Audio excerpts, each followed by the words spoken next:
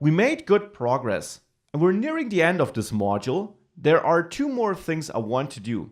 One, I also want to store the user ID in any order I place, so that on the back end in the orders, we not only have ingredients, but in the ordered data, or as an extra field, we also store the user ID of the user who made that order. That's another nice improvement to our app, and we can then also make sure we only fetch orders by that user. The other thing I want to do is, I also want to make sure that you can only visit the orders page and the checkout page, even though we do redirect there if you are not building a burger, but that you can visit both only if you are logged in. What I also want to do is that if you're logged out, as I am here now, if you visit /orders, you can't go there. We already removed the navigation item, but manually visiting it works.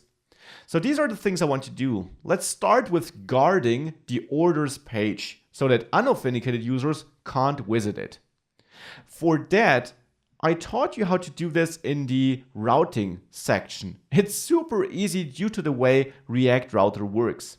In the app container, where we have all our routes, if we don't render this route component, we got no way of going there. We just can't reach it because the React router is not aware of it and will never load it. For that reason, we can simply add a constant here to the app component, map state to props to access our state, and map it to props, surprisingly.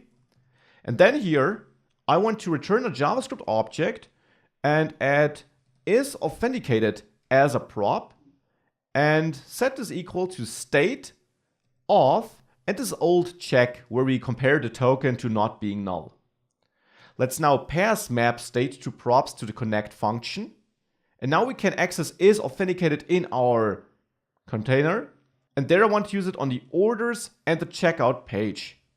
So actually, I'll create a new variable, which I'll name routes here, which holds some JSX. These should be my default routes.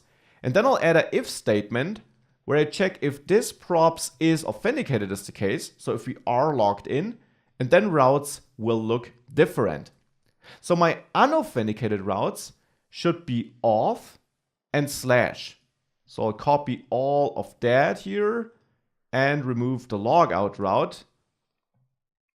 And I need to wrap this, of course, because this isn't liked by my JSX code here. So we can just cut the switch statement here too, because these now are all our routes. We don't need it down there. This is the routing setup for unauthenticated users now. Matches our links. Now the setup for authenticated users are the remaining routes. So let's cut them here and add them here. And let's get rid of the auth route because I don't need to go to /auth if I am authenticated. All the other routes are valid though. So auth and / is available for unauthenticated users. For authenticated users, checkout, orders, logout, and / are available. And now in my JSX code down there, I simply render my routes, so this variable. With that, we have guards in place. We now can't reach the orders page if we're not authenticated. You can already see this here. If I go to orders like this, nothing happens. You see an empty page. Now, to not just see an empty page, we can of course make sure that we redirect the user. Now to do that, to redirect to / for any unknown route, for example, we can add the redirect component here and add that to our switch statement, redirect to just /. Now let's close this here. Now orders redirects us to Burger Builder. Authenticate still works though, because the switch statement picks the first hit. But anything unknown, including orders, which now is unknown because we don't render that route, redirects us back to the main page. Now the same for our other routes here. There, for anything unknown, I also want to go to the root page. And with that, we got guards in place, and we make sure we can't visit pages we shouldn't be able to.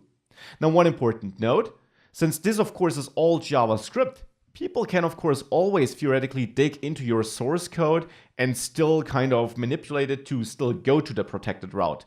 This is why we have protection on the server to not return any data for unauthenticated users. This is how you protect your data. The front end is only about providing a user experience that makes sense and to prevent the user from accidentally visiting a page he shouldn't be able to visit to because he won't be able to do anything on it. So this is route protection on the front end with guards. Now let's move on to using our user data on our orders so that when we place an order, when we're authenticated, we do indeed use that.